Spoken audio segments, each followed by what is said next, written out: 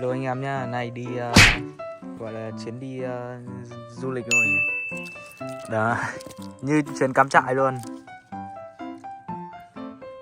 Đây, quay view cho mọi người xem.